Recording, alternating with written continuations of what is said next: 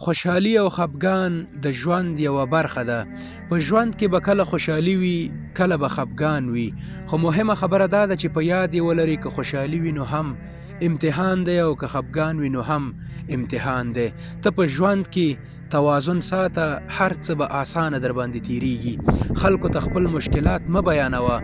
پیغمبر صلی الله علیه وسلم فرمایي که ته چیرې خلکو ته خپل مشکلات او خفګانونه بیان کړي نو الله تعالی به تا هیڅ کله هم غني نه کړي. وی فرمایل د خلکو اړیکې له تا سره تر هغه پورې دي تر څو چې د ورسره یو ضرورت تړلی وي.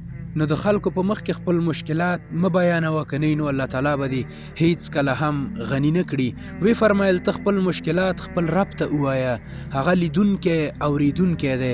پیغمبر صلی الله علیه وسلم وفرمایل که په توره شپه په تور غر په توره ګټه تور میږی روان وي، الله تعالی هغه د خپل عرش نه ویني، د قدمونو آواز یې اوري او د زړه په حال باندې پوهیږي. ته خو اشرف المخلوقات پیدا کړی، ستا څنګه خیال دی چې هغه له تا نه خبر دی؟